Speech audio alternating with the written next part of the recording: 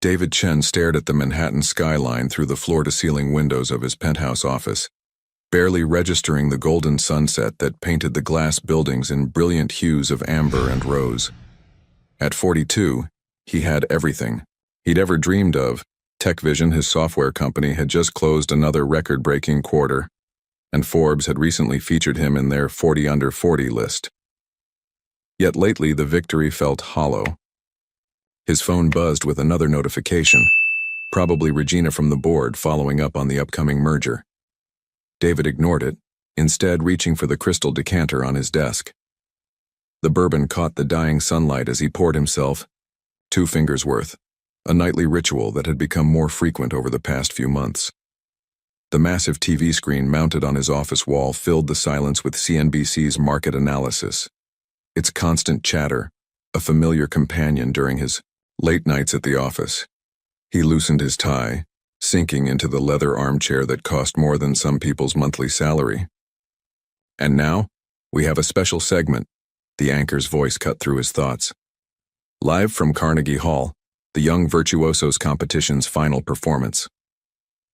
David's finger hovered over the remote, ready to change the channel. Classical. Music wasn't his thing. But something made him pause. Maybe it was the bourbon, or perhaps the peculiar melancholy that had been shadowing him lately. The camera panned across the historic venue before settling on a grand piano center stage. A young boy, no more than 8, walked confidently to the instrument. He wore a perfectly tailored black suit, his dark hair neatly combed to the side. There was something eerily familiar about his posture, the way he carried himself with quiet determination. The boy sat at the piano, and without any sheet music began to play. The first notes of Chopin's Nocturne in B-flat minor filled the room. But this wasn't just another child prodigy's technical display. The music carried an emotional depth that seemed impossible for someone so young. Each note resonated with longing, with unspoken stories. David set down his glass, transfixed. The boy's fingers danced across the keys with both precision and passion, his body swaying slightly with the music's ebb and flow. As the camera zoomed in on his face, David's heart stopped. Those eyes. He knew those eyes. They were his own. The same unusual amber color, the same slight upturn at the corners, the same intensity he saw every morning in the mirror. The room began to spin. David gripped the arms of his chair, his knuckles white. It couldn't be. The timing. It would have been right around when. "Ladies and gentlemen, that was Leonardo Morrison," the announcer's voice cut through his thoughts. "And he's dedicated tonight's performance to his mother, Alice Morrison, who's been his only parent and first music teacher." The camera cut to the audience, focusing on a woman with elegant silver streaks in her dark hair, tears streaming down her face as she applauded Alice. 8 years had changed her, but David would know her anywhere. The same graceful neck, the same gentle smile that had once made his heart race, and still did, he realized with a jolt. His glass slipped from his trembling fingers, shattering on the marble floor. Bourbon spread like spilled blood across the pristine surface, but David barely noticed. Memories he'd spent years suppressing came rushing back in a flood. "I'm pregnant, David." "We can't do this now, Alice. The company's at a crucial stage. I'm not ready to be a father." "So that's it? You want me to just get rid of it?" "It's the logical solution. We're both too young, too focused on our careers. Please, Alice, be reasonable." The last time he'd seen her, she'd been standing in his office, this very office, her face a mask of disbelief and heartbreak. She hadn't cried, hadn't screamed. She'd simply turned and walked away. Within a week, she'd resigned from her position as TechVision's lead software developer and disappeared completely. David had told himself it was for the best. He'd thrown himself into building his empire, using work to drown out the ghost of her voice, the memory of her touch. He'd convinced himself that the occasional dreams of what might have been were just stress-induced fantasies. But now, watching Leonardo, his son, take a final bow on stage, David felt the carefully constructed walls of his life crumbling. The boy's talent, his passion, his very existence. All of it was a testament to Alice's strength and his own cowardice. With shaking hands, David reached for his phone. He pulled up his browser and typed Leonardo Morrison pianist. Dozens of articles appeared. Child prodigy takes classical world by storm. Leonardo Morrison, the future of classical music. Single mom nurtures son's extraordinary gift. The photos showed Leo at various performances, always with Alice by his side. In every image they were smiling, their bond palpable even through the screen. They had built a beautiful life without him, while he'd built an empire of glass and steel that suddenly felt meaningless.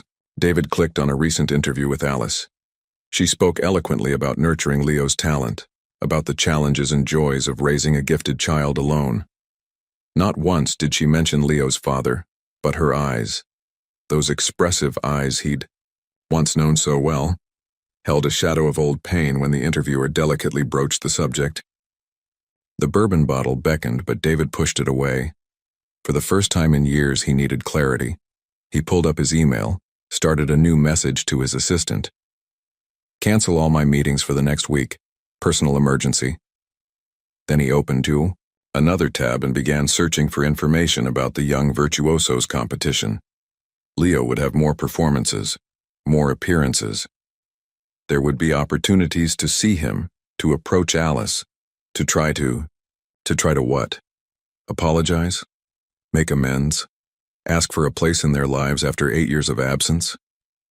The magnitude of what he'd thrown away hit him like a physical blow. But watching the video of Leo's performance again, seeing his son's passion and Alice's pride, David knew he couldn't walk away. Not this time. He'd made the biggest mistake of his life once by choosing his ambition over love. He wouldn't make the same mistake twice. Outside his window, night had fallen over Manhattan. The city lights twinkled like stars, and somewhere out there, a woman and a boy, his family, were celebrating a triumphant performance. David stood, his decision made. It was time to face the music. The morning after Leo's performance, David sat in his Tesla outside the Brooklyn Academy of Music, his hands gripping the steering wheel so tightly his knuckles had turned white. According to the schedule he'd found online, Leo had a masterclass here today. He'd arrived an hour early, parking where he could see the entrance, feeling every bit like the stalker he'd become. His phone buzzed for the 20th time that morning. Regina again, probably furious about his sudden disappearance from work. He silenced it without looking. The merger could wait. Everything could wait. A sleek Volvo pulled into the parking lot and David's heart stopped. Alice stepped out looking professional in a navy blazer and matching slacks. Leo emerged from the passenger side, carrying a leather music portfolio. Even from this distance, David could see how the boy moved with his mother's grace and his own determined stride. Before he could think better of it, David got out of his car. The cool October air hit his face, carrying the scent of coffee from a nearby cafe. Alice was helping Leo with his backpack, her back to David. He took one step forward, then another. Alice. She froze. Leo looked up, curious about the stranger who'd called his mother's name. Alice turned slowly, her face a carefully composed mask that cracked the moment their eyes met. David. His name fell from her lips like a stone into still water. She instinctively moved to stand between him and Leo, a mother's protective instinct that made David's chest ache. Mom? Leo's voice carried a note of concern. Who is he? Alice's hands trembled as she gripped Leo's shoulders. Honey, go inside. Ms. Chen is waiting for you. But please, Leo, I'll be right there. Leo looked between them, his amber eyes, David's eyes, sharp with understanding beyond his years. He squeezed his mother's hand before walking toward the building, glancing back twice before disappearing inside.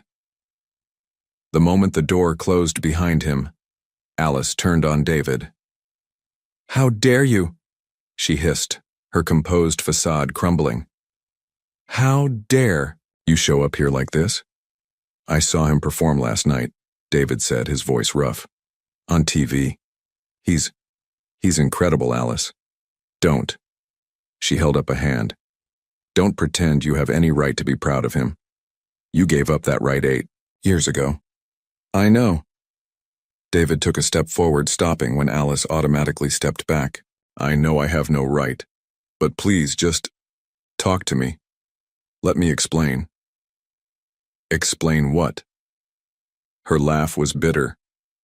How you told me to terminate the problem because it would interfere with your precious company? How you said we were too young, too focused on our careers? She shook her head. I was there, David. I remember every word. I was wrong.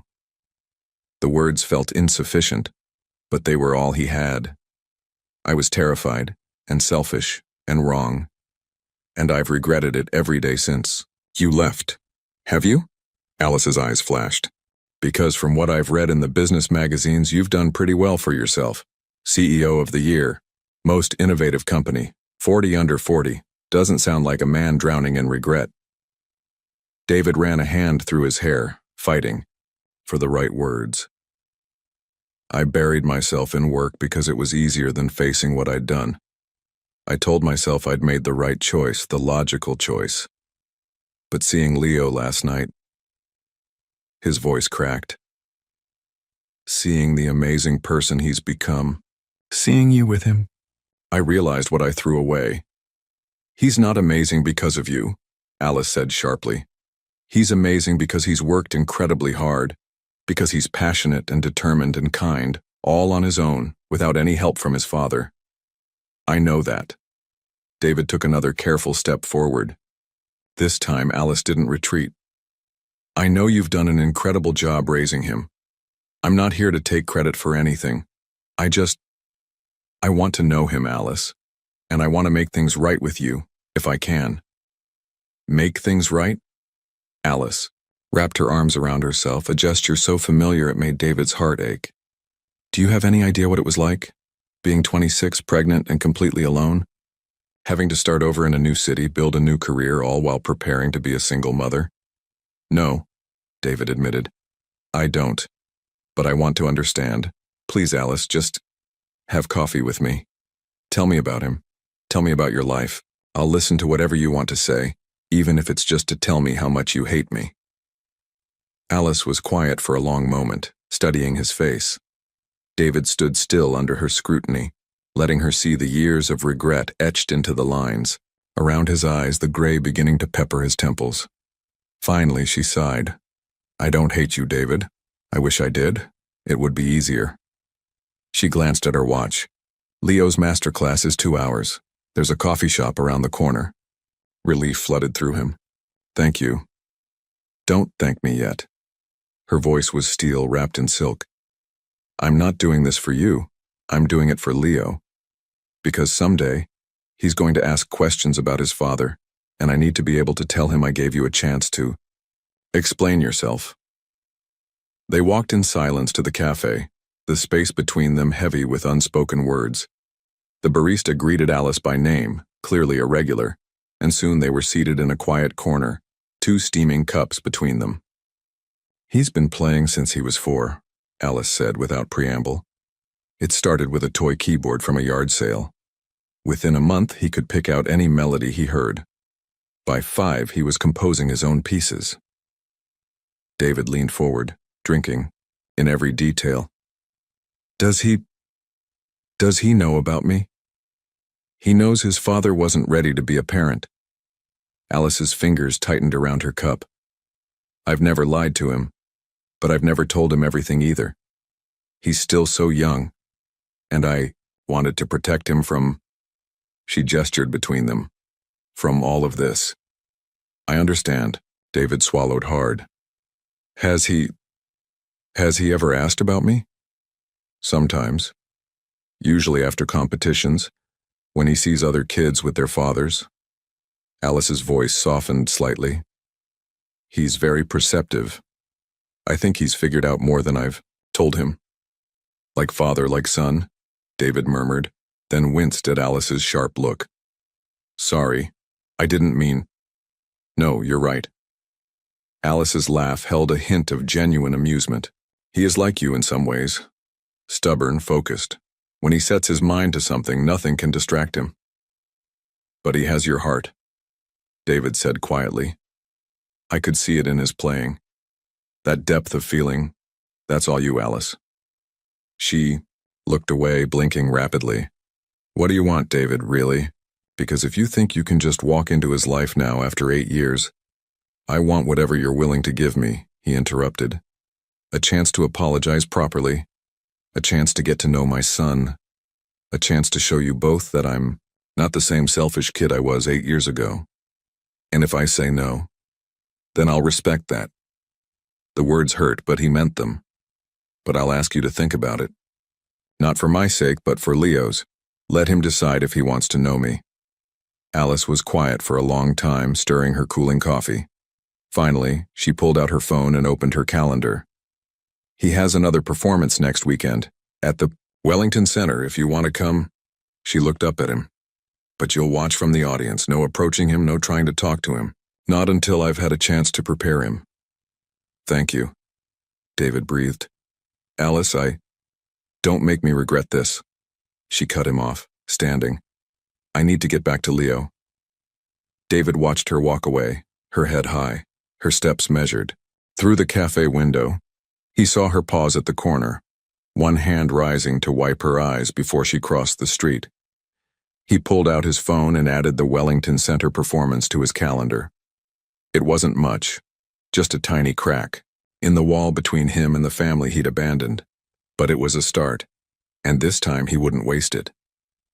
The Wellington Center's concert hall hummed with anticipation as David slipped into his seat in the third row.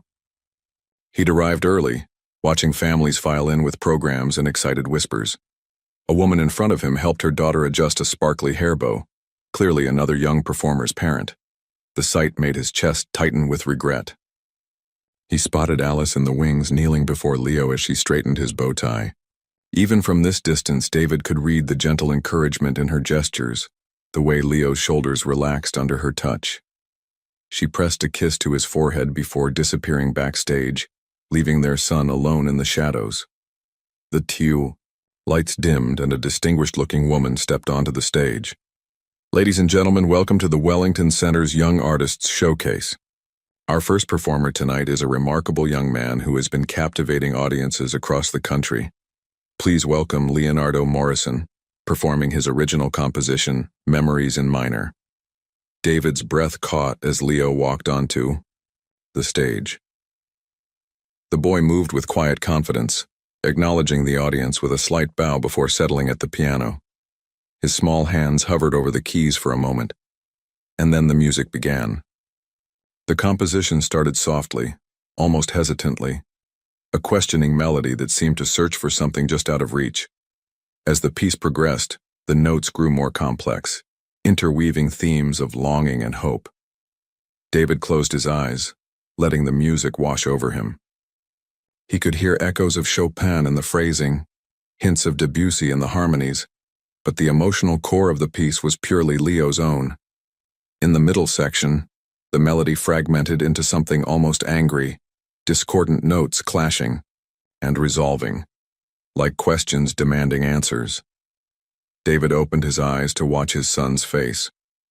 Leo's expression was intense, lost in the story he was telling through his music. The final movement emerged like sunrise after a storm, the earlier themes returning, transformed but unbroken. As the last notes faded, David realized his cheeks were wet. The audience erupted in applause. Leo stood and bowed, his face flushed with achievement.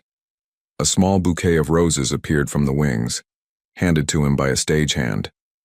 The boy's smile widened as he spotted someone in the audience. Alice, David realized, who had slipped into a seat near the front during the performance. As Leo left the stage, David remained rooted to his spot while other performers came and went. His son's music echoed in his mind, speaking of absence and yearning in a way words never could. He wondered if Alice recognized the emotions Leo had poured into those keys, if she heard the questions he was asking through his composition. The showcase ended, and the audience began to disperse. David stood, intending to slip away as promised, when he heard a familiar voice behind him. That was quite a performance, wasn't it? He turned to find Alice watching him, her expression unreadable. Up close, he could see the subtle signs of strain around her eyes. This couldn't be easy for her either. It was incredible, David managed.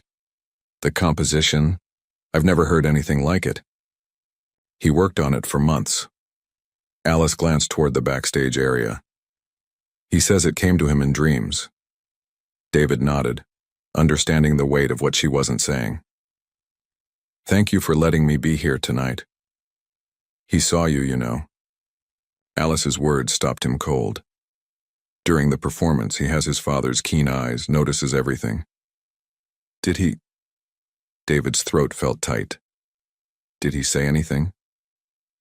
He asked if you were the man from the academy. Alice adjusted her purse strap, a nervous gesture. I told him we'd talk about it at home. Alice, she held up a hand. Not here. Leo's waiting for me at the reception, but... She pulled out her phone, tapped quickly, and David's phone buzzed. That's my address. Sunday afternoon if... You're free, it's time we had a proper conversation, all of us. David stared at the text message, his heart pounding. Are you sure? No. Alice's laugh was soft and a little bitter. But Leo deserves to know the truth, and he deserves to hear it from both of us.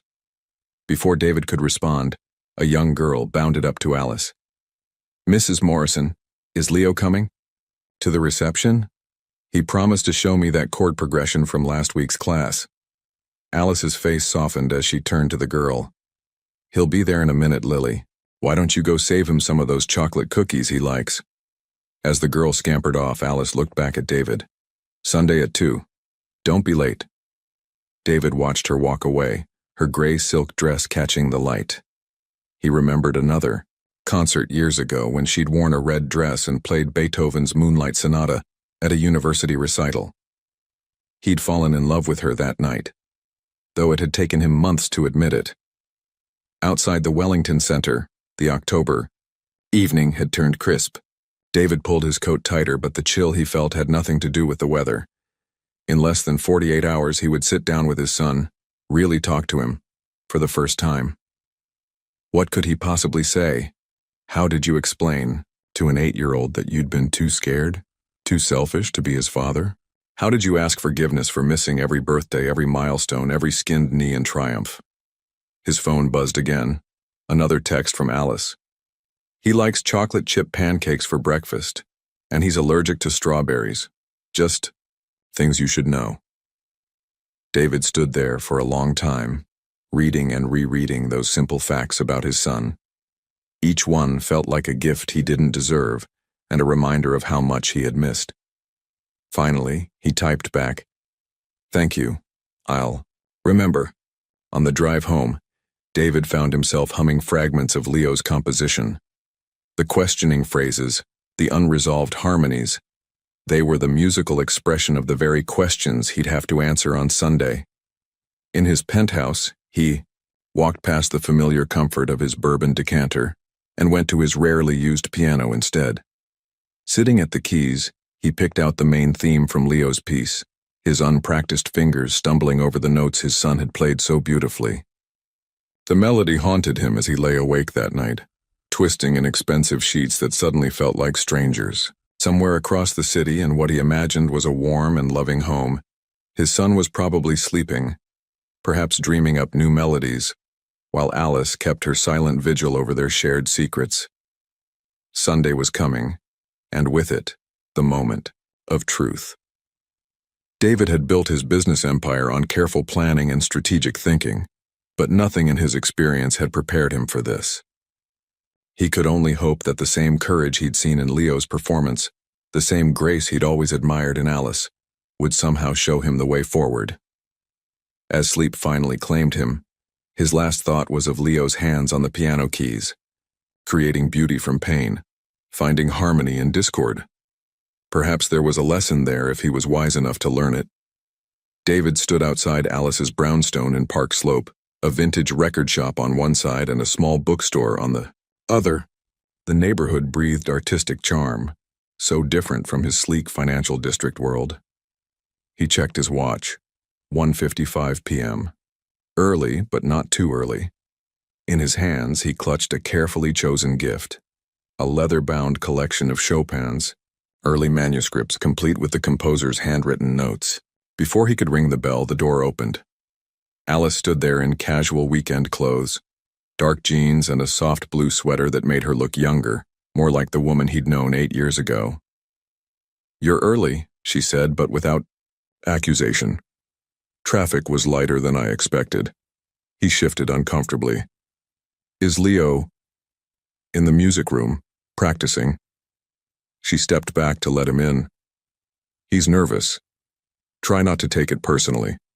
The hallway was lined with framed photos. Leo at various recitals, Leo blowing out birthday candles, Leo and Alice at what looked like Central Park. A family's life documented in moments he should have shared. Music drifted down from upstairs. Scales and arpeggios played with meticulous precision. Alice led him into a warm living room where sunlight streamed through bay windows. Books were everywhere, on shelves, stacked on the coffee table, even perched on the windowsills. Sheet music mingled with literary classics and scientific journals. "Leo," Alice called up the stairs. "Can you come down, please? We have company." The music stopped abruptly. Footsteps crossed the floor above them, then descended the stairs with deliberate slowness. Leo appeared in the doorway, still in his practice clothes, black pants and a white button-down shirt, his collar slightly askew. "Hello," he said formally, his eyes, so like David's own, studying the stranger in his living room. "Hi, Leo." David's voice came out rough. He cleared his throat. "I brought you something." He held out the book, trying to keep his hands steady. Leo looked to his mother, who nodded slightly. He stepped forward to take the gift, his fingers trailing reverently over the embossed cover. "These are Chopin's original manuscripts," he breathed, already opening the book. "Look at his notations, Mom." "That's very thoughtful," Alice said quietly, and David heard the surprise in her voice. "I thought maybe we could look at them together," David suggested. "If you'd like." Leo glanced between his mother and David, understanding dawning in his eyes. "You're him, aren't you? My father?" The directness of the question shouldn't have surprised David. He'd always been the same way, preferring to cut straight to the heart of things. "Yes," he admitted. "I am." Leo closed the book carefully, placing it on a nearby table. "Why are you here now?" "Leo," Alice started, but their son shook his head. "No, Mom, I want to know." He faced David squarely. "Why now? Why not before?" David sank onto the couch, trying to meet his son's steady gaze. "Because I made a huge mistake, Leo. The biggest mistake of my life. When your mother told me she was pregnant with you, I was scared. I was young and focused on building my company, and I thought I couldn't be a good father." "So you left us?" The question held more curiosity than accusation. "I didn't just leave." David glanced at Alice, who had moved to stand behind Leo, her hands on his shoulders. I told your mother that having a baby would be too complicated. I suggested she..." He trailed off, unable to say the words. "You wanted her to get rid of me." Leo's voice was quiet but clear. Alice's grip on Leo's shoulders tightened. "Honey, you don't have to." "Yes, I do, Mom." Leo's chin lifted stubbornly.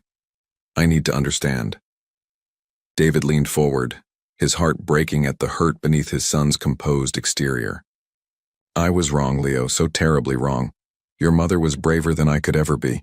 She knew what I couldn't see, that you were the most precious gift, not a complication. Did you ever think about us?" Leo moved to the piano that dominated one corner of the room, his fingers brushing the keys without pressing them. "All these years?" "Every day," David admitted. "But I told myself it was too late to fix what I'd done. Until I saw you perform on TV. When I heard you play, when I saw how incredible you are." He swallowed hard. "I knew I couldn't stay away anymore." Leo played a soft chord, minor, melancholy. "I used to imagine you at my concerts. I'd look for you in the audience, even though Mom never said you'd come. I wish I had been there." David's voice cracked. I've missed so much. 8 years, 4 months, and 13 days, Leo said precisely, adding another chord that hung in the air between them. That's how long you were gone. The exactness of the count hit David like a physical blow. He looked at Alice, saw the tears she was fighting back. I wrote a piece about you, Leo continued, his fingers finding a familiar melody, the questioning theme from his Wellington Center performance. About the space where you should have been. Mom says music helps us say things we can't put into words. It's beautiful, David whispered. Sad, but beautiful. Like Mom when she thinks about you. Leo's hands stilled on the keys. I see her sometimes watching old videos or looking at pictures she thinks she's hidden away. She gets this look, Leo, Alice interrupted gently. Some things are private. No, it's okay. David stood, moving closer to the piano, but not too close. He deserves to know the truth. All of it. He took a deep breath. I hurt your mother very badly, Leo. I hurt both of you. I can't change that. But if you'll let me, I'd like to try to be part of your lives now. Not to replace what you have. You and your mom have built something amazing together. But maybe to add something new? Leo considered this, playing a few experimental notes. Would you come to my concerts? Every single one. Even if they're in other cities? I'll be there. Would you? Leo hesitated, then rushed on. Would you have breakfast with us sometimes? Mom makes chocolate chip pancakes on Sundays. David felt tears spill down his cheeks. I'd love that. If it's okay with your mom? They both looked at Alice, who was wiping her own eyes. We'll see, she said softly. We need to take this slowly, Leo. There's a lot to figure out. Leo nodded, then turned back to David. Do you play the piano? I used to. Not very well, and I'm very out of practice. Show me? Leo scooted over on the bench, making room. David sat down carefully, aware of Alice watching them, of the weight of this moment. He placed his hands on the keys, remembering an old favorite, the simple but lovely Première Gymnopédie by Satie. As he played the familiar melody, Leo watched his hands intently. Your fingering is all wrong, he observed, then demonstrated the correct technique. David laughed, a genuine sound that seemed to surprise all of them. Maybe you could teach me? Maybe. Leo's smile was quick but real. If you promise to practice. I promise. David looked up at Alice, hoping she understood he was promising much more than piano lessons. She nodded slightly, her expression softening.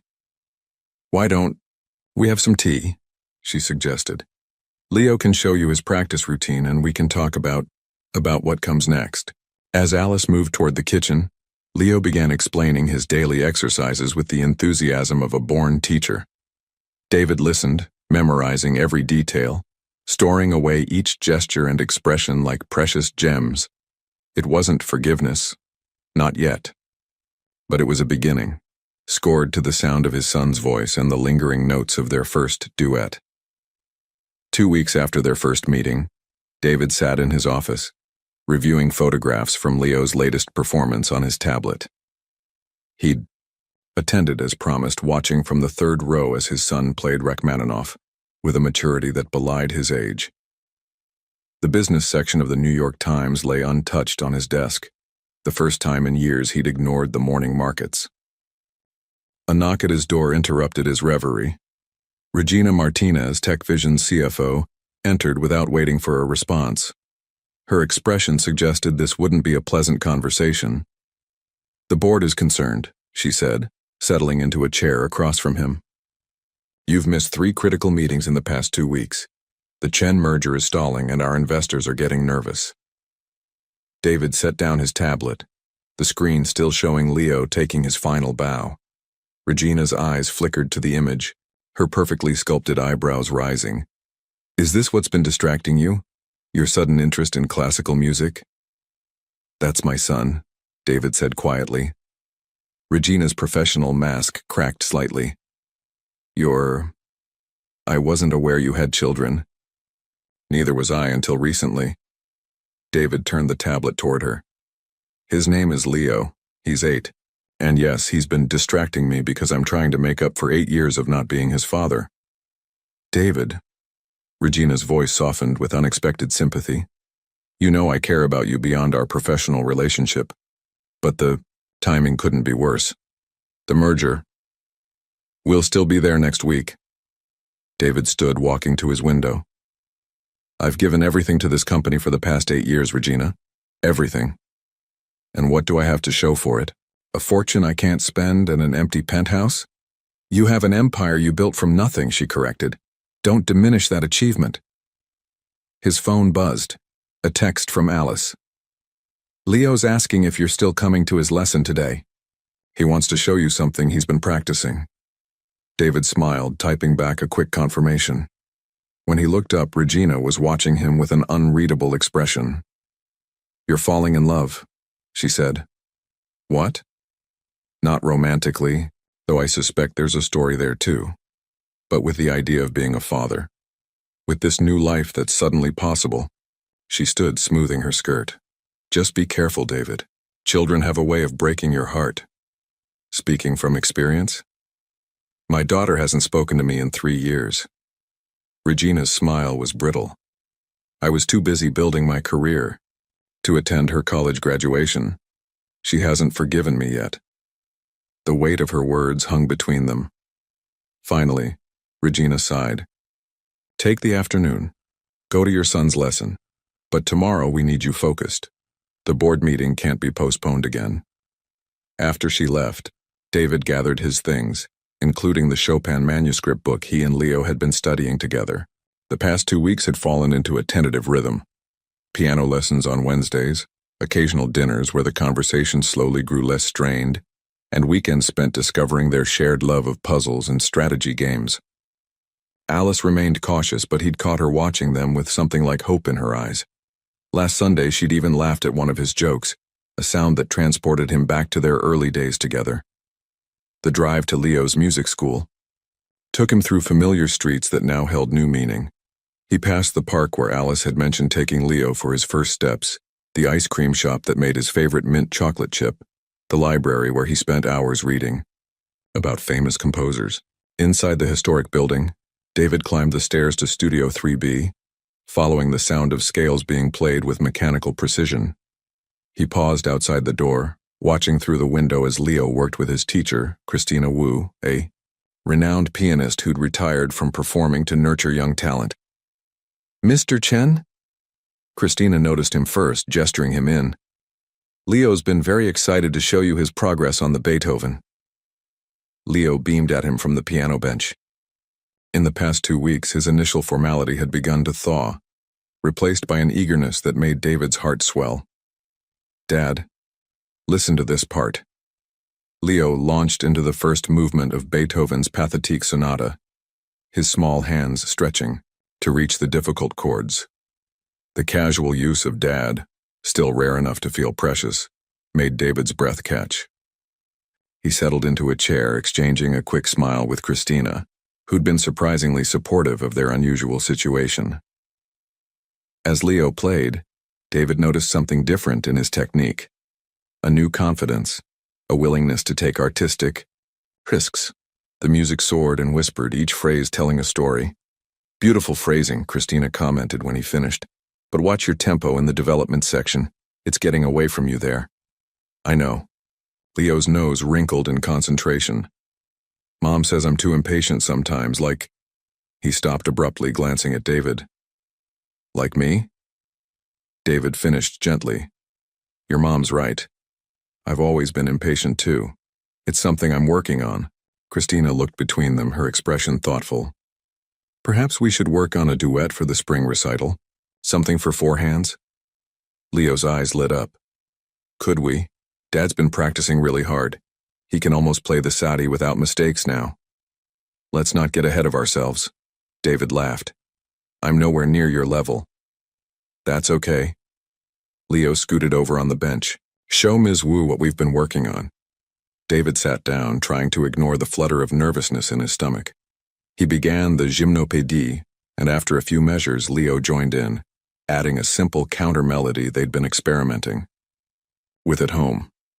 Their timing wasn't perfect, but there was something magical about playing together, about creating something new from the combination of his hesitant notes and Leo's confident ones. When they finished, Christina nodded approvingly. There's potential there, with practice. She was interrupted by a knock at the door. Alice stood in the doorway, her face pale. I'm sorry to interrupt, but Leo, honey, we need to go. Your grandmother's in the hospital. Leo's hands crashed onto the keys in a discordant shock of sound. Grandma Rose? What happened? She fell at home. The doctors think it might be her heart. Alice was already gathering Leo's music books. Christina, I'm so sorry. Of course, go. Christina squeezed Leo's shoulder as he rushed to his mother. David stood awkwardly, unsure of his place in this family crisis. Is there anything I can do? Alice hesitated, then nodded. Could you drive us? I'm too shaken to... Of course. He grabbed their things, following them down the stairs. In the car, Leo sat silently in the back seat, his fingers moving in, his lap as if playing an invisible piano, a self-soothing gesture David had noticed he used when anxious. At Mount Sinai Hospital, they found Rose Morrison in the cardiac unit, looking small and fragile against the white sheets. Her face brightened when she saw Leo, then registered surprise at David's presence. Well, she said, her voice weak but wry. I had to have a heart attack to finally meet my grandson's father. Mom, Alice warned, but Rose waved her off. Life's too short for dancing around things, Alice. You should know that by now. She patted the bed beside her, and Leo climbed up carefully, mindful of the tubes and wires. Now, young man, tell your old grandmother about this duet I hear you're working on. As Leo launched into an explanation, David watched Rose's face. He saw where Alice got her strength, her direct way of handling difficult situations. He also saw the fear she was hiding from Leo. Whatever had brought Rose here was serious. Alice must have seen it too. She touched his arm lightly, nodding toward the hallway.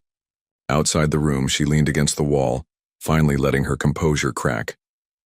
The doctors want to do surgery, she whispered. Tomorrow morning. She's been like a father and mother to us both since... She stopped, but David heard the unspoken accusation. I'm here now, he said quietly. Whatever you and Leo need. She looked at him for a long moment, then nodded. Thank you. From inside the room, they heard Leo beginning to play an imaginary piano on his grandmother's bedside table, explaining chord progressions while Rose listened with fierce attention, her love for him evident in every line of her tired face. David realized that he hadn't thought about the merger once since Alice's text. Regina's warning echoed in his mind, but watching his son comfort his grandmother through music, he knew he'd made the right choice. Some things were worth risking everything for. The hospital waiting room felt like a tomb. David sat between Leo and Alice as dawn crept through the windows, casting long shadows across the institutional carpet. Rose had been in surgery for 3 hours, each tick of the wall clock echoing in the silence. Leo had fallen asleep against David's shoulder, his iPad showing the paused video of a piano masterclass he'd been watching to distract himself. Alice sat rigid beside them, her coffee untouched and cold. She's the only real family we've had, Alice whispered, careful not to wake Leo. After my parents died in the accident, Rose was everything. She sold her house in Connecticut to move closer to us, helped me raise Leo, never once questioned my decisions. Her eyes met David's. Even when those decisions involved you. David felt the weight of her words, along with the warm weight of their sleeping son against him. Tell me about her, he said softly. Help me understand. Alice's tension eased slightly as she spoke. She taught music at Juilliard for 30 years. That's how she spotted Leo's talent so early. She'd sit him on her lap when he was barely walking, playing simple melodies, teaching him to feel the music rather than just hear it. A small smile touched her lips. She used to say he had an old soul in young fingers. Like his mother, David murmured. Like his grandmother, Alice corrected. I was always more technical than intuitive. You remember how I used to practice?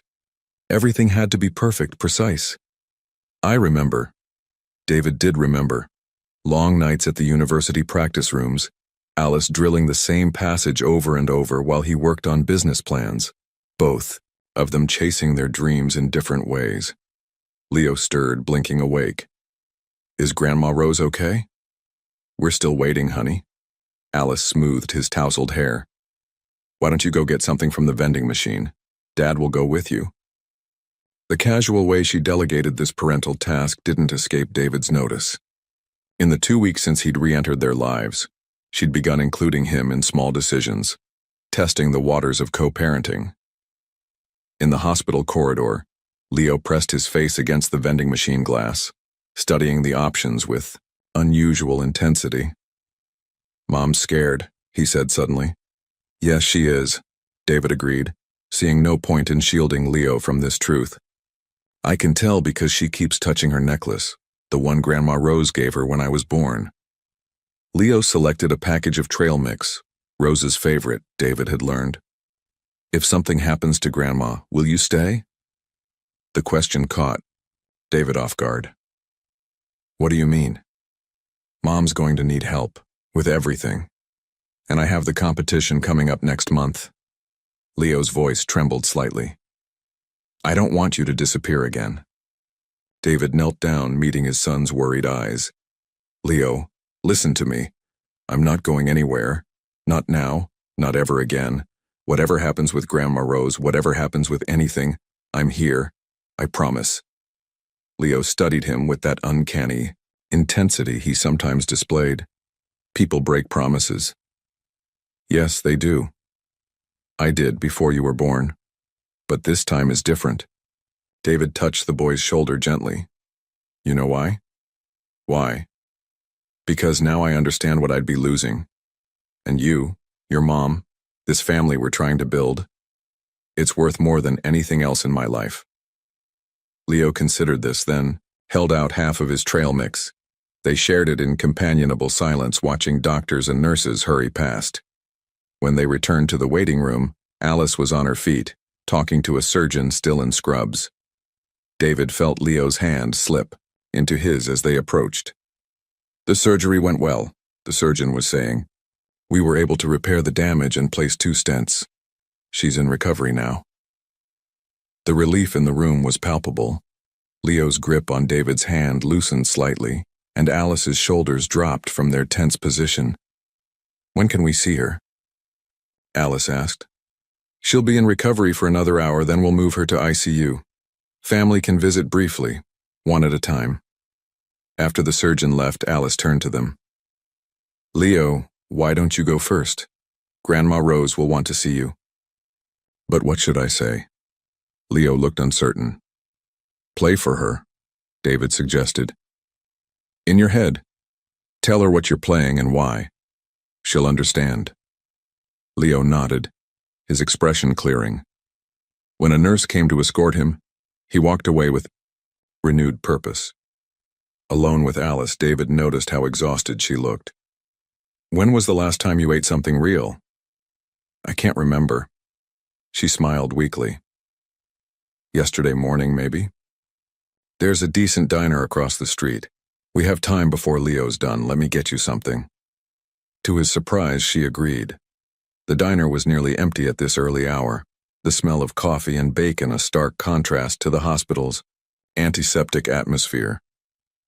Thank you, Alice said after they'd ordered. For staying, for helping with Leo, for... She gestured vaguely. Everything. You don't have to thank me. I should have been doing this all along. Yes, you should have. Her directness was familiar, comforting even. But you're here now, and watching you with him these past 2 weeks. She traced a pattern on the Formica table. You're good with him, better than I expected. He makes it easy. He's incredible, Alice. So talented, so perceptive. You've done an amazing job raising him. We did have help. Her voice caught. Rose. She gave up everything to support us. Her home, her retirement plans, her freedom. She never complained, never made me feel like a burden. After you left, when I was so lost and angry, she just held us together. David reached across the table, taking her hand before he could think better of it. To his surprise, she didn't pull away. "She's going to be okay," he said firmly. "And whatever help you need, with Leo's schedule, with hospital visits, with anything, I'm here." The board meeting, she remembered suddenly. "Isn't it today?" "Regina can handle it." "David," she withdrew her hand gently. "You can't put your entire life on hold." "I'm not. I'm finally paying attention to the parts of life that matter." He met her gaze steadily. "The company will survive without me for a few days. This, you and Leo, being here for this, it's more important." Their food arrived, and they ate in comfortable silence. When Alice's phone buzzed with a text from Leo, they hurried back to the hospital. They found Leo in the ICU waiting area, his face thoughtful. "I told Grandma Rose about our duet," he reported. "She squeezed my hand when I described the new ending we're working on." Alice went in next, leaving David and Leo to wait again. Leo pulled out his iPad, but instead of the masterclass, he opened a music composition app. "What are you working on?" David asked. "A new piece for Grandma Rose." Leo's fingers moved over the screen, placing notes carefully. "It's about being scared but not alone." He looked up at David. "Like we are now." David felt something shift in his chest, love and pride and gratitude all mixed together. "That's beautiful, Leo. Will you show me how it goes?" For the next hour, they worked on the composition together, Leo patiently explaining his choices while David offered suggestions. When Alice emerged from the ICU, her eyes red but relieved, she found them deep in discussion about chord progressions. "She's asking for you," she told David, surprising both of them. In the ICU, Rose looked frailer than before, but her eyes were sharp as they fixed on him. "So," she said, her voice barely a whisper, "you finally came to your senses." "Yes, ma'am." "Took you long enough." She beckoned him closer. "That boy out there, he's the best of both of you. Don't waste any more time." "I won't," David promised. "I'm learning that some things are worth sacrificing everything for." Rose's hand found his, her grip surprisingly strong. "Prove it," she challenged. "Not with words, with time, with presence, with love." "I will." She nodded, satisfied. "Now go take care of my family." "And David?" Her eyes held his. "Don't make me have another heart attack to keep you in line." Walking back to Alice and Leo, David realized that somewhere in the past 24 hours something fundamental had shifted. The careful dance of recent weeks had transformed into something deeper, a real family, bound together by crisis and love and music. His phone buzzed with messages from Regina about the board meeting, but for once, David didn't feel torn. Some choices once made became easier to keep making. He slipped the phone back in his pocket and joined his family, ready to face whatever came next together. The TechVision boardroom felt colder than David remembered. 12 faces regarded him with varying degrees of disappointment and concern as Regina finished her presentation. "The Chen merger is officially dead," she concluded, clicking off the projector. "They signed with our competitors this morning. A merger we've been working on for 18 months. Bradley Winston, the lead investor, interjected. "Would anyone care to explain how we lost a $12 billion deal?" The silence was deafening. David could feel the weight of accusation in every glance directed his way. His phone buzzed in his pocket, probably Alice confirming Leo's upcoming recital schedule. He resisted the urge to check it. "I take full responsibility," he said, standing. "My recent personal situation—" "Yes, let's talk about that." Bradley's voice cut like ice. "Your newfound interest in playing family man has cost this company dearly, David. The market has noticed your absence. Our stock has dropped 15% in 3 weeks. I had a family emergency." You had a choice, Bradley corrected. The same choice every CEO faces, business or personal life. For 8 years you understood that distinction. Now suddenly you're missing crucial meetings to attend piano recitals. David's jaw tightened. My son is none of our concern. Bradley leaned forward. The board has been patient, David, but this merger was meant to be your legacy. Instead, it's become a very public failure. Regina cleared her throat. Perhaps we should discuss contingency plans. A knock at the door interrupted her.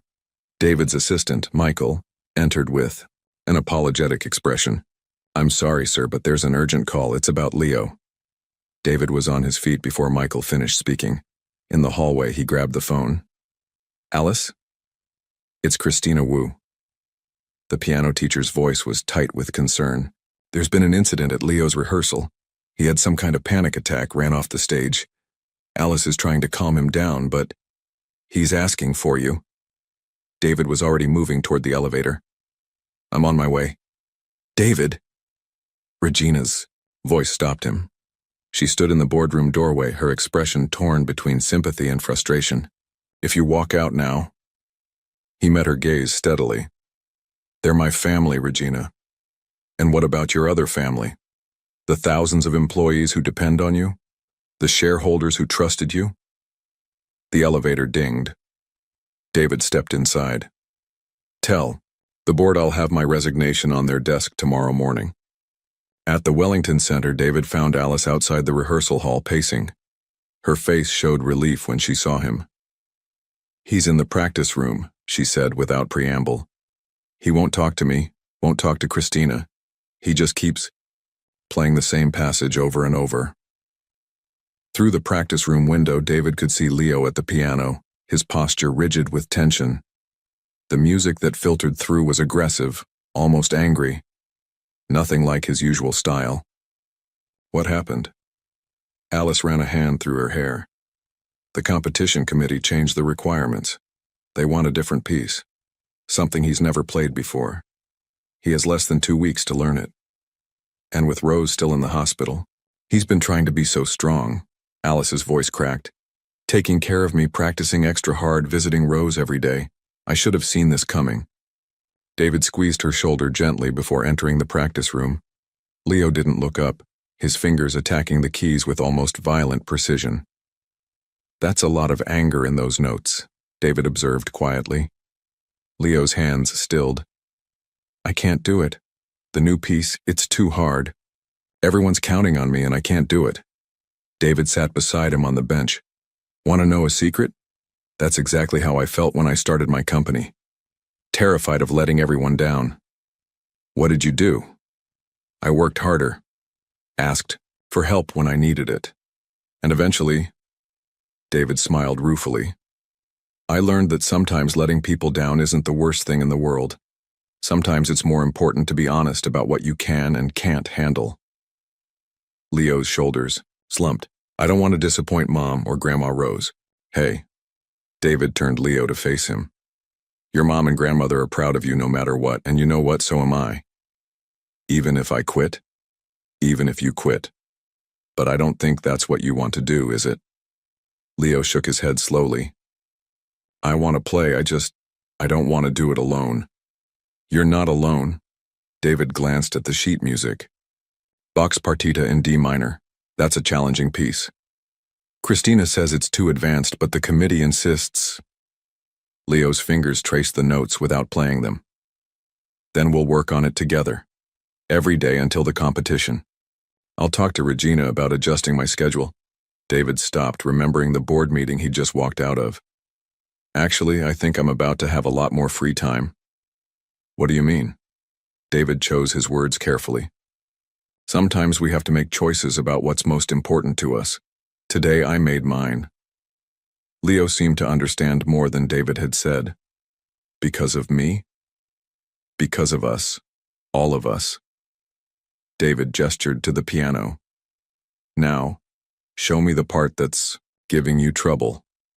For the next hour, they worked through the piece measure by measure. David couldn't help with the technical aspects, but he could offer encouragement, strategic suggestions about breaking down difficult passages, and most importantly, his presence. When Alice peeked in later, she found them still at the piano. Leo's tension replaced by focused determination, as David listened attentively to his 20th repetition of a particularly challenging section. "Better?" she asked from the doorway. Leo nodded, then looked at David. "Can we go see Grandma Rose? I want to tell her about the new piece." "Of course." David stood, suddenly aware of how his expensive suit clashed with the casual atmosphere of the practice room. "I'll drive." In the car, Leo fell asleep in the back seat, emotionally exhausted. Alice turned to David. "Christina told me you left a board meeting to come here. It was time to set my priorities straight." "David," her voice held a note of warning. "You can't abandon your company for us. Leo wouldn't want that." "I'm not abandoning anything. I'm choosing what matters most." He glanced at her. "The company will survive without me as CEO, but Leo needs his father now." Alice was quiet for a long moment. "And what do you need?"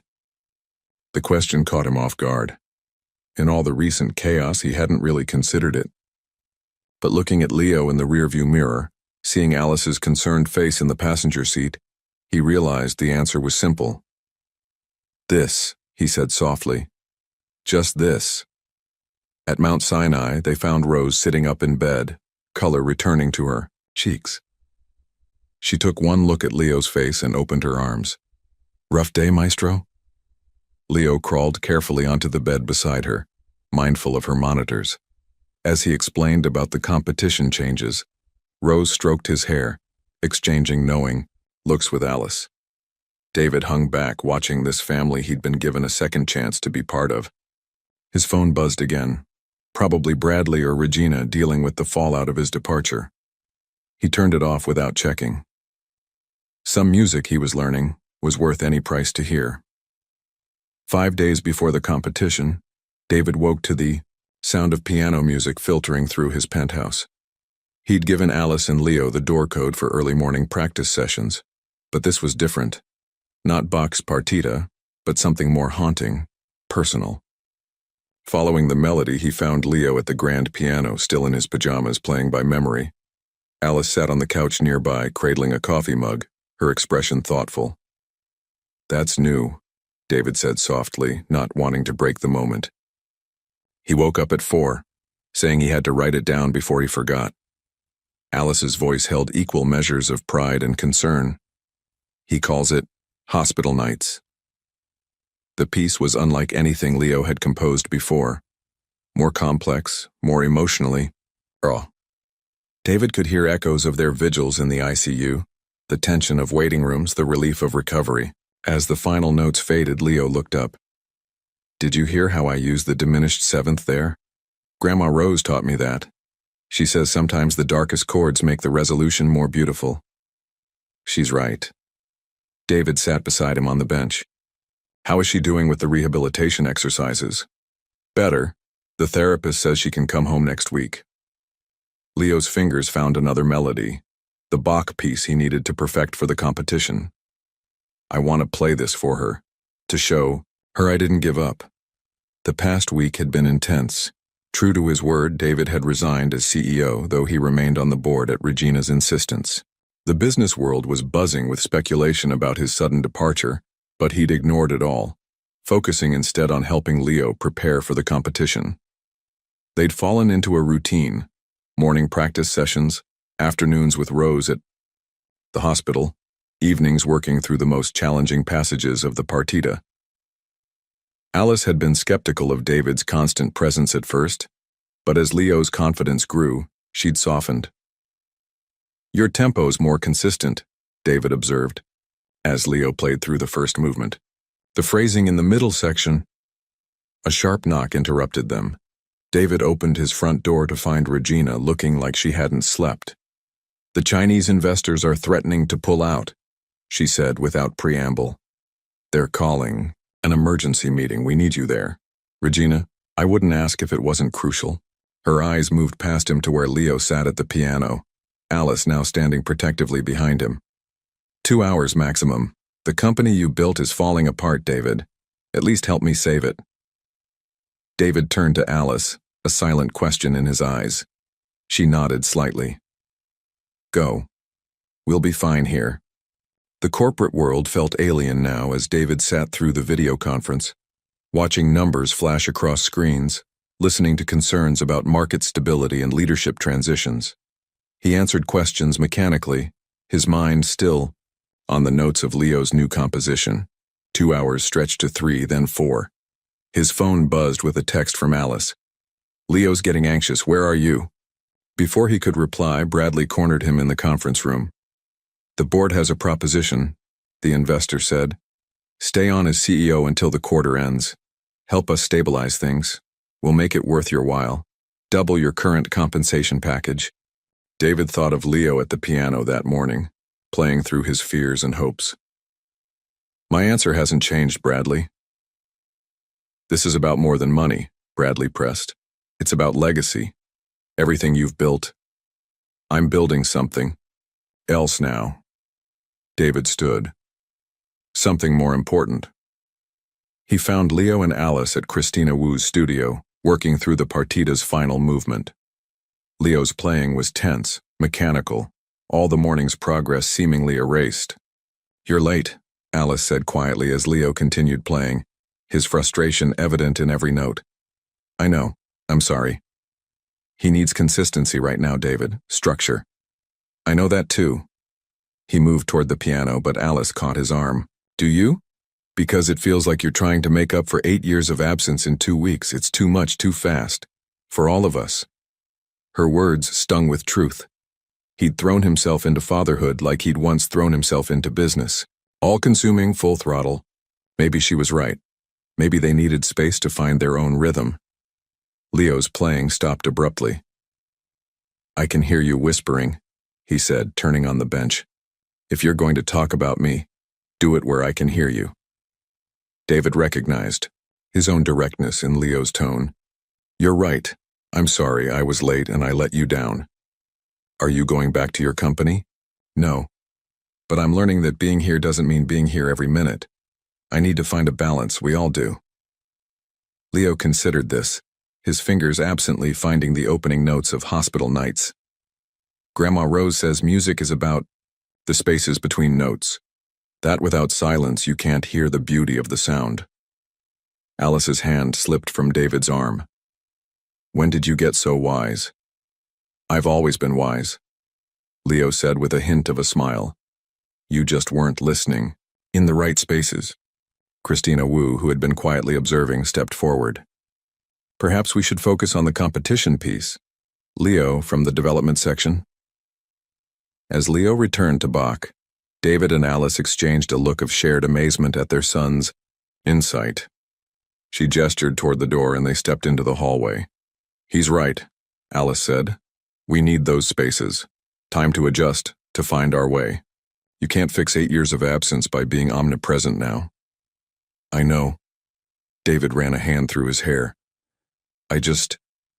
When I'm not here, I'm terrified of missing something important. Another first, another milestone. You will miss things. That's part of being a parent. But it's the quality of the moments you're here that matters, not the quantity. Inside the studio, Leo had stopped playing. They found him staring at the sheet music, his expression troubled. What if I'm not ready? He asked as they approached. The competition's in 5 days and it's still not perfect. David started to speak, but Alice caught his eye, silently asking him to wait.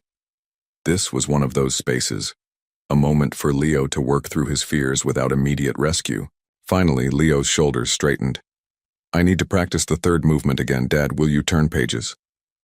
Of course. As they worked through the rest of the afternoon, David noticed a subtle shift. Leo seemed more focused, more determined. He'd stopped looking to David for constant approval, instead finding his own way through difficult passages. That evening, as they drove home, Leo fell asleep in the back seat, his competition music clutched to his chest. Alice touched David's hand lightly. Thank you, she said. For what?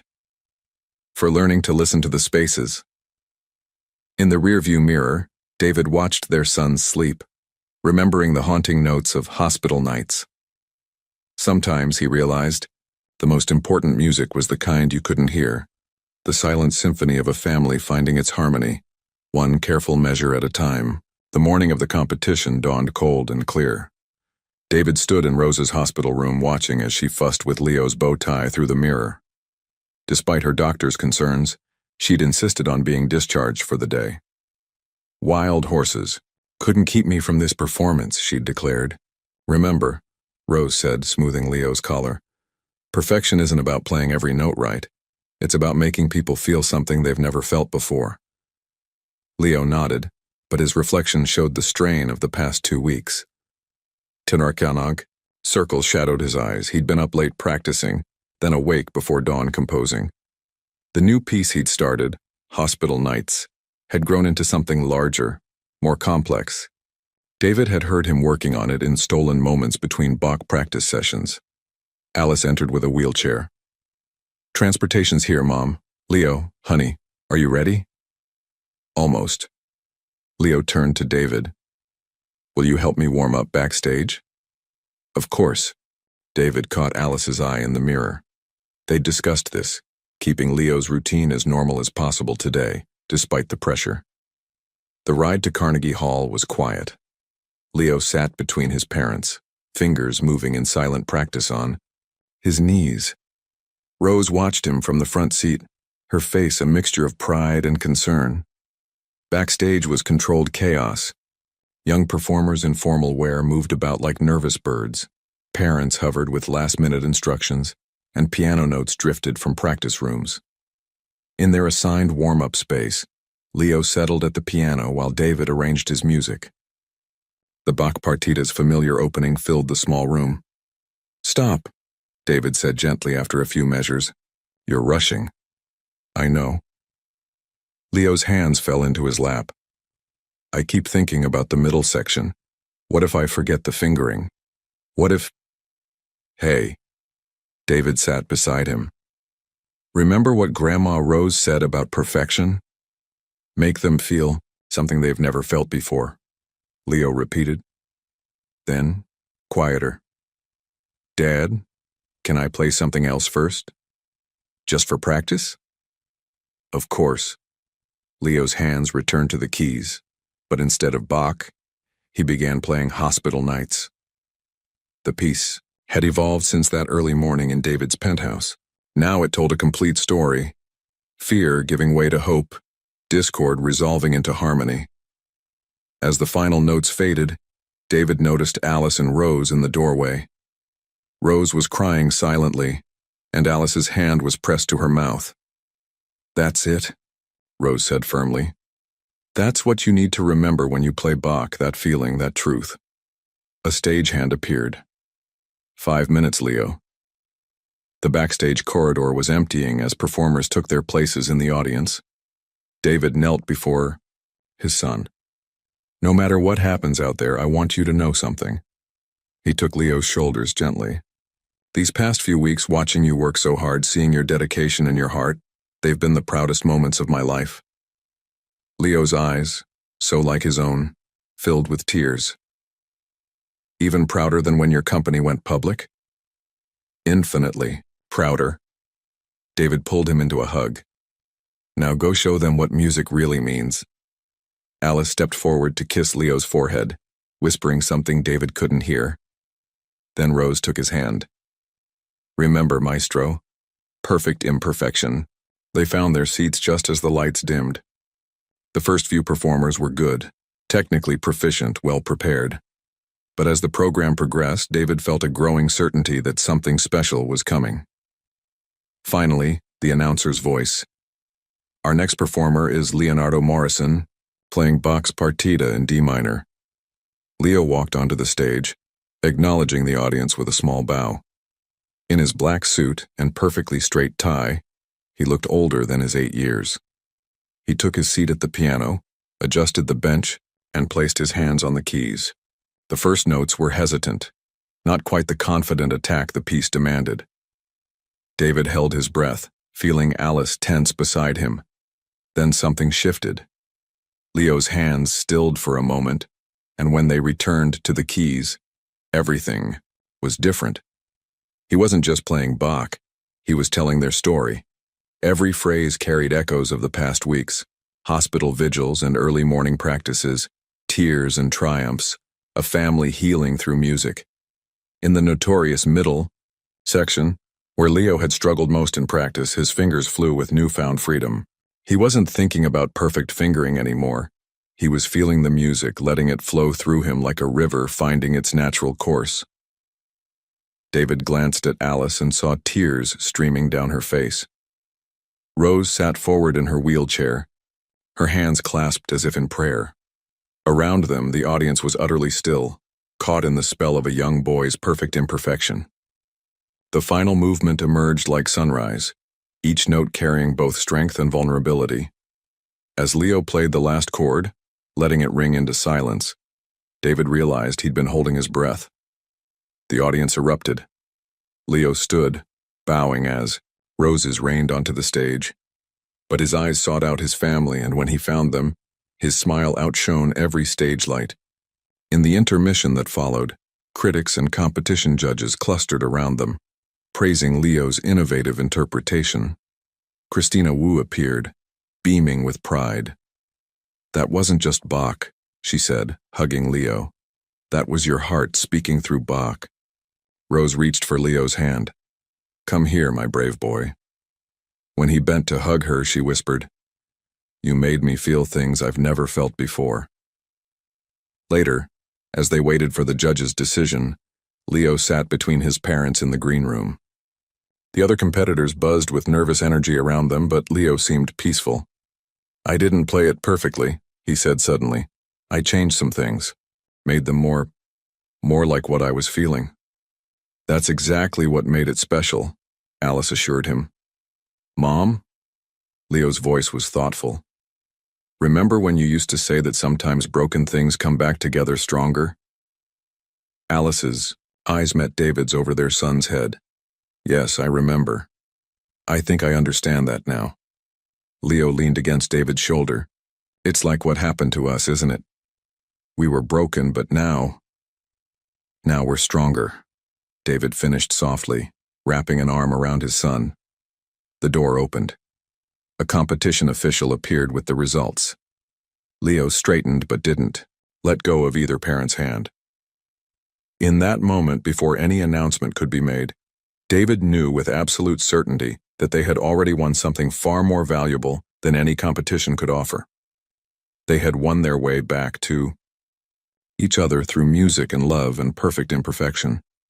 The official began to speak, but David barely heard the words. He was too busy watching his son's face, seeing in it the future they would build together, a future full of music, both played and unplayed, in all the beautiful spaces between notes. 1 year later, David sat in the same Carnegie Hall seat, watching Leo adjust the microphone at the grand piano. The audience buzzed with anticipation. This wasn't just another competition. This was the premiere of Leo's first major composition, Symphony of Second Chances, performed as part of the Young Composer's Showcase. Rose sat beside him, fully recovered and radiant in a deep purple dress. On his other side, Alice's hand rested lightly on his arm. Their relationship had evolved over the past year, growing from cautious co-parents into something deeper, though neither had rushed to define it. "Ladies and gentlemen," Leo spoke into the microphone, his voice clear and confident. "This piece tells the story of my family. It's about loss and forgiveness, about the music we make in the spaces between heartbeats, and about how love sometimes takes the longest road home." David's mind drifted to the moments that had led them here. Leo had won the Bach competition, but that hadn't been the real victory. The triumph had been in what followed: morning pancake breakfasts, evening practice sessions, weekends filled with music and laughter. David had learned to be not just present but purposefully present, treasuring each moment without trying to control it. The business world had adjusted to his new priorities. He'd started a smaller tech company, one that allowed him to set his own schedule around Leo's performances and Rose's Sunday family dinners. Regina had taken over as CEO of Tech Vision, and under her leadership, the company was thriving in new ways. Leo's fingers touched the keys, and the hall fell silent. The composition began with a single note, held long and pure, the moment of his birth Leo had explained during rehearsal.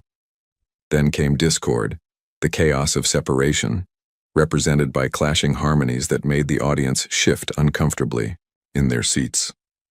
The middle section told the story of Alice's journey, fierce, independent themes that spoke of strength and sacrifice.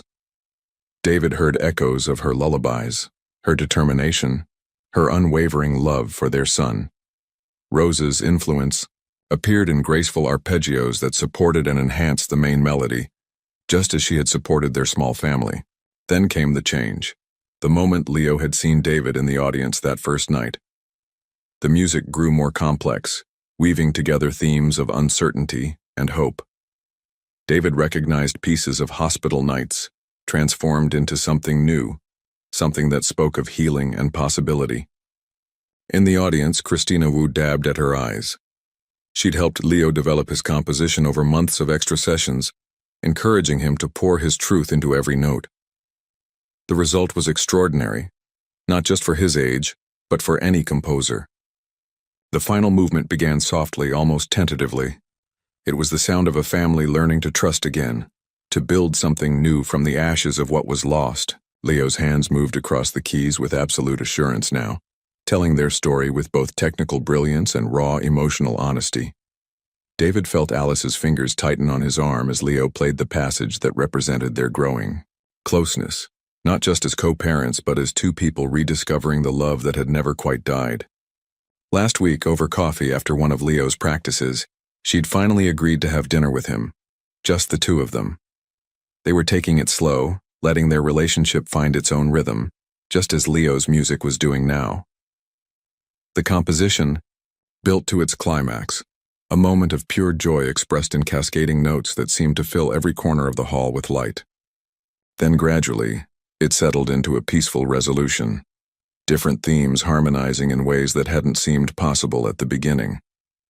As the final notes faded, Leo remained still at the piano, head bowed. The silence held for one breathless moment before the audience erupted in thunderous applause. Rose was the first to stand, tears streaming down her face, followed quickly by the entire hall. Leo stood, bowing with a grace that reminded David of both his mother's elegance and his grandmother's dignity. When he looked out at his family, his smile could have lit up all of Manhattan. Backstage after the performance, they found Leo surrounded by music critics and composers, all eager to discuss his unprecedented achievement. He handled their questions with modest confidence until he spotted his family approaching. Then, he was just their boy again, running to be enveloped in a group hug. "Did you hear it?" he asked eagerly. "Did you understand everything I was trying to say?" "We heard it all, Maestro," Rose assured him, kissing his cheek. "Every single note. Even the parts I couldn't put into words?" Leo looked between his parents. "Especially those parts," Alice said softly. David knelt to meet his son's eyes. "You told our story perfectly. But you know what's even better?" "What?" "We're just getting started. There are so many more stories to tell, so much more music to make together." Leo's eyes sparkled. "I already have ideas for my next piece. It's about where we're going, not where we've been." "Speaking of where we're going," Alice interjected, "Grandma Rose's celebration dinner reservation is in 30 minutes. As they gathered their things, David noticed Leo hanging back, watching them with an expression that seemed too wise for his 9 years. "What are you thinking about?" David asked. "I was just remembering something Grandma Rose told me, about how music is really about faith, believing in notes that haven't been played yet." Leo took both his parents' hands. "That's what this year has been like, believing in our future even when we couldn't hear it yet." Outside Carnegie Hall, the spring evening wrapped around them like a warm embrace. Street musicians played on the corner, adding their melodies to the city's endless symphony. David looked at his family, Rose radiant with pride, Alice's eyes, soft with possibilities, Leo practically bouncing with creative energy, and felt the truth of his son's words. They had all taken a leap of faith, believing in notes that hadn't been played yet. And now, finally, they could hear the music of their future, not perfect but perfectly them. A symphony of second chances playing on. Alice caught his eye and smiled, a private moment in the midst of their celebration. Later, they would have dinner at their favorite restaurant, just the two of them, and talk about new beginnings. But, for now, they walked together toward Rose's favorite Italian place, their footsteps adding to the rhythm of their shared story. Leo hummed fragments of his composition as they walked, already adding new variations, always creating. David recognized the theme. It was the part about love taking the longest road home. Sometimes he realized the longest road was the only one that could lead you where you were meant to be all along. And sometimes, if you were very lucky, you got a second chance to walk it. This time with the right people by your side and the perfect music in your heart. At what point in your life did you have to choose between following your professional dreams or prioritizing your family? How did that decision change your journey, and what song would represent that transformation in your life? Leave your opinion in the comments. Thank you for watching. If you enjoyed the story, please subscribe to our channel and leave a comment below letting us know what you thought. Your feedback and support mean a lot to us. Stay tuned for more exciting stories.